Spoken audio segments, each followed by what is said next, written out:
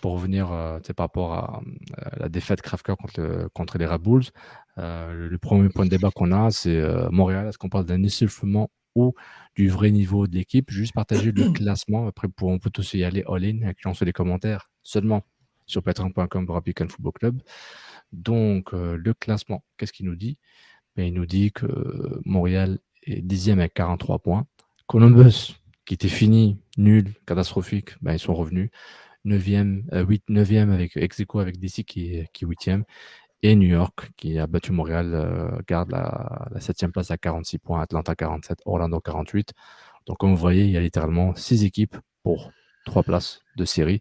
Pour mettre un peu de contexte par rapport à ce qui se passe. Ah, on t'a perdu, sauf. Allô? Allô? Oui. Ouais, t'es revenu, c'est bien. Voilà, donc je retourne dessus. T'étais comme dans une tempête, en fait. Désolé. Donc voilà, ça c'est le classement pour un peu. Va pas là. Ça c'est le. Il n'y a pas de fumée sans feu. Mais donc ça c'est par rapport au classement pour donner du contexte sur tout ce qu'on parle. Maintenant. Je vais répondre à Nilton par rapport à tout ça. Tu vois, il a dit que je visais les 3 points. En fait, pourquoi ça va répondre aussi à la question du débat, vu qu'on est en mode débat. Essoufflement ou pas, c'est très bizarre parce que même les Red Bulls, c'était très décousu. C'était très beaucoup de jeux brouillants, des passes approximatives des deux côtés. Puis je sentais en fait, puis on en parlait avec Sid justement quand on regardait le match, on est comme c'est fou, ce match-là et puis on parle de genre limite à la 60e là, genre ce match-là va finir 1-0, mais ça peut aller d'un bord comme de l'autre en fait. Puis je trouvais que le CF s'y trouvait dans des situations où il faisait un enchaînement de 2 passes potables. J'ai même pas envie de te dire des bonnes passes, des passes potables. Il pouvait se retrouver dans une situation où il pouvait tirer, il pouvait avoir un but en fait. Ouais. Puis je trouvais parce que les décalages, ils étaient faits, mais c'est comme si la mauvaise décision, je pense c'est, je sais pas si c'est Normand qui a mis que c'est Zachary Bourguillard, quand il s'est retrouvé dans les zones de vérité, il prenait pas la bonne décision. Ouais. Il y en a beaucoup qui, je sais pas, Mihailovic n'était pas vraiment spécialement inspiré. Donc, les deux équipes, c'était moche. C'était très, très moche. Mais tu te dis, pourquoi je disais, il y avait moyen des 3 points parce que c'était 0-0.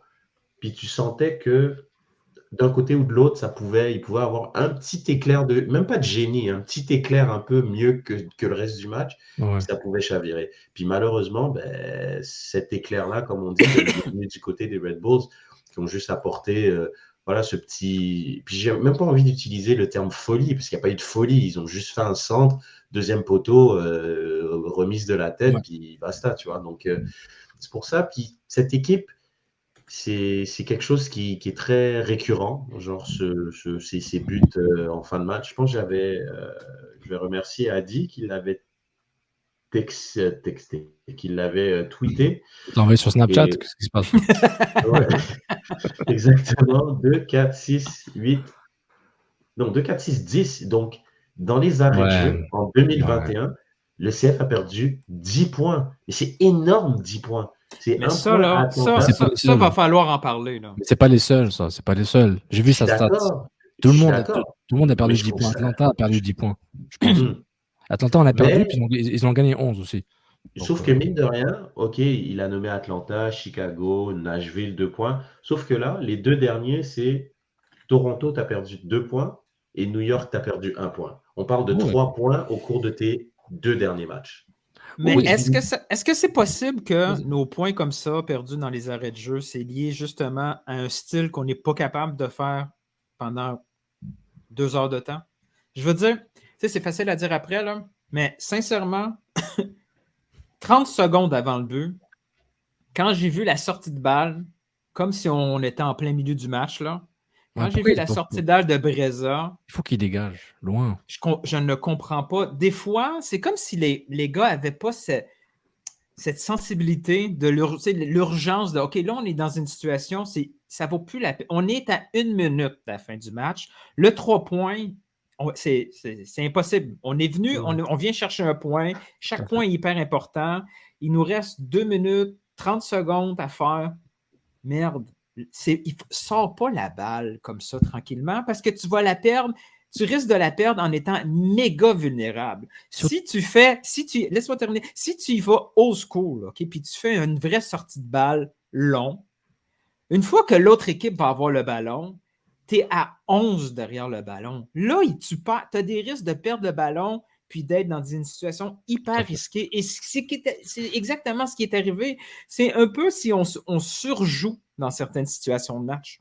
Il faut avoir conscience du danger et conscience aussi de l'objectif qu'on essaie d'atteindre. Rendu à la 70e minute, tant qu'à moi, on devait jouer pour 1 point. On ne devait pas jouer pour le 3 points parce qu'on est clairement une équipe à un niveau beaucoup plus bas que les Red Bulls qui sont très, très hautes présentement en fin de saison. Je vais retourner la question d'une manière, tu vas me répondre. Est-ce que justement l'objectif du club est de faire les séries et de jouer 1 point quand tu veux garder 1 point, ou est de vraiment garder cette philosophie de jeu et de développer les joueurs d'une manière très précise? Parce que là, techniquement, c'est comme si Nancy est vraiment dans une... Tu vois ce que je veux dire? Il est vraiment dans une mais moi, je vais te répondre que présentement, cette concession, cette franchise, le club a besoin de elle a besoin, c'est sûr qu'elle a besoin. Ça, je te suis. Je sais qu'à très long terme, là, c'est le beau jeu, c'est l'objectif. Là, cette semaine, ce qu'on a besoin, c'est d'aller en play-off, puis pas de se retrouver une 5e saison sans play-off. Ils ont besoin de bonnes nouvelles, puis il faut qu'ils soient conscients de ça. Puis trop souvent, j'ai l'impression que les gars, ils ont pas. C'est-tu parce qu'ils manquent de vétérans ou sont trop jeunes, puis ils vont. C'est peut-être ça aussi. Là. Yo, je te garantis, si Nancy le pensait il y a 1 mois et demi, je te garantis, après les 3 matchs nuls, Philly, Orlando, Toronto, et mon Red Bull comme ça, l'extrémiste, je te garantis qu'il se dit j'aurais bien voulu qu'on joue comme la merde pour genre un demi-match sur les 4 matchs. Juste pour qu'on ait genre 3 points de plus et qu'on soit quasiment garanti de faire la série. Il reste 2 matchs. Et on a besoin de 3 points, les gars, sur 2 matchs. On peut se débrouiller. Je te garantis que là, il se dit ouais, ça aurait été bien que genre quelqu'un fasse un tacle, prenne un rouge au milieu de terrain pour arrêter le match. Ça aurait été bien. Ça aurait été bien que que Hamdi fasse ça. Ça aurait été bien que Breza dégage le ballon comme un rugbyman puis qu'il passe à autre chose. Je pense qu'il y a ce regret-là. Et puis, pour revenir à l'essoufflement, je pense pas. Ils sont pas essoufflés. Ils sont essoufflés tactiquement, par exemple, techniquement, parce qu'il leur manque plein de joueurs clés, mais de façon systématique. Il manque des attaquants et c'est vraiment grave, quoi. En un an, comment ce club a survécu pendant le mois d'octobre et puis une partie de la fin septembre, comment ce club a survécu comme ça? Je trouve ça assez fascinant. Moi, je trouve vraiment qu'ils sont à leur vrai niveau parce que je l'avais tweeté, je pense qu'il y a une semaine. On a beaucoup trop de joueurs de soutien qui se retrouvent titulaires. Puis qu'une fois titulaires qui ne sont pas capables. Non, mais ils ne sont pas dégueulasses. Mais c'est pas des. Tu vois le score. À part New England, et New England, c'était une anomalie, le 4-1. Ils auraient pu faire 4-3 facilement. C'est parce que les balles que Mihalovic a données à Ibrahim, là, c'est un scandale qu'il n'y a pas eu de but là-dessus. Oui, mais regarde, si on voit ça, quand Julien embarque quand tu veux, Julien, c'est que tu vois la séquence des matchs, je vois les scores. Moi, je dis, Wanyama a joué. Mais Wanyama, ça fait 1 mois qu'il ne joue pas. Kyoto, il est blessé depuis 3 semaines ou 1 mois. Quand Kyoto, il n'est jamais là depuis un bout, même s'il a marqué au Stade Saputo. Kyoto, il fait un match, il fait le fou, il met 2 buts, il danse et après il est. Oui, mais Kyoto, on l'a beaucoup utilisé là. Quand tu regardes sa séquence, c'est quasiment normal qu'il se blesse à la fin de la séquence. Il joue 3 matchs. Il a commencé la saison avec des problèmes musculaires, puis on l'aligne des minutes, bang, bang, bang. Je veux dire, on court aussi après le trouble. Là. Je suis d'accord 1000%, mais pour dire, genre, Wanyama n'est pas là. Je trouve quand même que Maciel, Piet, Hamdi était blessé. Hamdi, il vient à peine de revenir là. Je trouve que ça se débrouille très bien. Je te montre les scores, tu me dis, Wanyama aurait pu faire mieux. Wanyama n'était pas là. Imaginez quand je parle d'essoufflement ou de vrai niveau, je trouve que c'est ni l'un ni l'autre. C'est entre les deux. C'est pour ça que moi, je mets quand même un petit bémol par rapport à ce que tu dis, parce que moi, je trouve au contraire que moi, c'est l'adversité qui m'a déçu. Moi, honnêtement, parce que l'équipe du CF n'a rien montré d'exceptionnel. Puis tu vois, Nilton vient de dire, on parle de l'équipe une des plus hautes de la ligue. C'était catastrophique ce que les Red Bulls ils ont fait là. Même une pauvre équipe de Montréal avait des chances de gagner là. Genre, sérieusement, puis c'est drôle, on regardait le match, ils ont dominé. je parle des comme 15-20 premières minutes, puis on disait ça avec ça, mais comme, ce qui est fou, c'est qu'ils vont trouver une manière de mettre un but et de mener un 0. Puis boum, l'occasion d'Ibrahim, où il fait un slalom, tu te dis, mais il est face à face, il va la mettre, c'est sûr qu'il va la mettre, il tire sur le gardien. Puis t'imagines s'il met ce but-là, je sais que c'est des si, mais il met ce but-là, mais Montréal mène, puis la game n'est pas pareille. Donc, c'est pour ça que je me dis, quand tu dis que, quand tu regardes juste les scores, Wanyama était là, puis il n'était pas là, je ne suis pas complètement d'accord, parce que même les scores, tu regardes le contenu du match, tu sens qu'il manque quelqu'un, il manque un leader, puis c'est l'adversaire qui n'était pas au top, moi, je trouve, qui fait que comme on s'en est sorti. Fait qu'au final, le CF, peut-être face à des adversaires qui sont peut-être dans une meilleure dynamique ou peut-être plus en confiance, plus de réussite, je ne sais pas si on est à 2 matchs près, à 2 finales près d'être en playoff finalement. Je suis d'accord, c'est un équilibre. C'est un équilibre, genre. Vas-y, Julien, je t'ai interrompu. Non, moi je te rejoins totalement. Je peux pas répondre à la question essoufflement au vrai niveau parce que quand il te manque finalement 3-4 joueurs clés, c'est compliqué de pouvoir vraiment s'exprimer là-dessus. Après, on l'avait déjà dit il y a 2 semaines ou une semaine, quand tu avais amené le débat de savoir est-ce qu'il faut jouer jouer son jeu ou gagner pour aller. gagner. Là, on est spécifiquement dans ça aujourd'hui. Et je pense que le non-dégagement de Breza reflète aussi ça, cette mentalité qui a été louée par toute la ligue aujourd'hui, cette mentalité de jeu, cette volonté de jouer. Malheureusement aussi, il faut la mettre en corrélation avec la jeunesse du groupe. Effectivement, surtout quand Wanyama et Kyoto, ou même Struna qui est sur le banc, c'est des choix aussi sur lesquels on va pouvoir discuter parce que à 2 matchs de la fin, il y a comme des prérogatives à avoir, tu sais. Donc un Struna, ok, il n'a pas fait toute la saison ou quoi que ce soit, mais sur ce genre de match-là, c'est peut-être le pompier de service qui va venir te mettre une semelle quand il va falloir remonter les gens. Et puis, pour te dire un petit peu, c'est peut-être facile à chaque fois de dire oui, ils sont jeunes, mais ils sont jeunes. Breza, il faut qu'il fasse cette faute-là pour savoir que l'année prochaine ou dans 2 ans, à la 91e minute, il va la dégager la balle. Et puis, juste regarde son interview d'après-match quand il marque le penalty contre le Forge, là, où il lui dit qu'est-ce que vous avez ressenti. Il a dit je voulais juste rentrer chez moi. Tu sais, t'as compris qu'il n'est pas du. Tu sais, on n'est pas. C'est encore très très très jeune. Non, mais, tu sais, on peut en rigoler, mais c'est très très jeune. Tu peux pas sortir une. Ok, on est on est qualifié, la pression est retombée. Mais c'est pas des phrases. Tu sais, très honnêtement, je vois pas Wanyama dire ça, même en rigolant. Ça reflète quand même. Je suis d'accord. Encore une fois, moi je tape pas sur les jeunes, bien au contraire, je trouve que Breza a fait son match, il n'y a rien à dire. Mais ça reflète finalement la saison du CF Montréal et ce à quoi il fallait s'attendre. On s'attendait pas à ce qu'il termine dernier, on s'attendait pas à ce qu'il termine dans les 4 premiers, on s'attendait à ce qu'il soit à la bataille là encore actuellement. Alors, il s'avère que cette année, Columbus est passé à travers, Atlanta est difficile, donc ça nous laisse l'opportunité parce que il va sans dire que si ces équipes-là, elles avaient leur niveau, normalement, on doit être éliminé depuis beaucoup plus longtemps. Faut quand même être.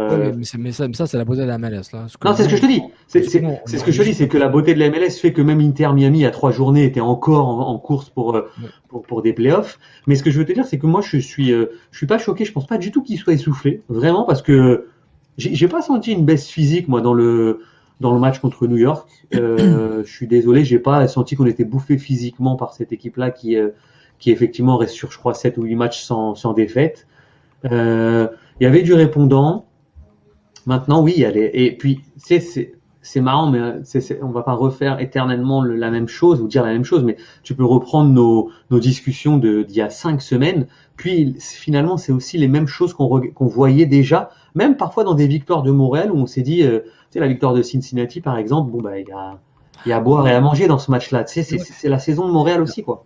Mais tu sais, je veux pas résumer la MLS pour la énième fois, mais pour dire la MLS, c'est une fois de temps en temps, t'as soit dans l'Est, il y a quelqu'un qui veut viser les 100 points, et le reste, il y a un écart de quoi de. Mais c'est la réussite DP. Je veux dire, quand tu te trompes dans ton DP, c'est fatal. Quand ton DP est là, tu sais, on le voit avec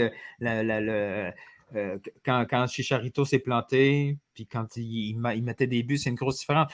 Le gros truc pour Montréal, c'est que Renard s'est fait avoir par Bjorn Johnson. On s'est tous fait avoir par lui. Oui, c'est pas que je voulais ramener. C'est là la différence. Là. C'est pas que je voulais ramener, puis je finis sur ça. Après, pour finir, pour passer à autre chose, c'est que Montréal, on peut facilement dire que Montréal aurait pu avoir 2 victoires et un match nul sur les 6 derniers matchs, disons, sans problème. Je peux faire Nostradamus. Donc si tu fais ça, ils sont à 50 points, puis c'est bon, on a fait les séries les gars, il n'y a pas de problème, on peut oublier le reste. Et c'est pas fou de penser ça.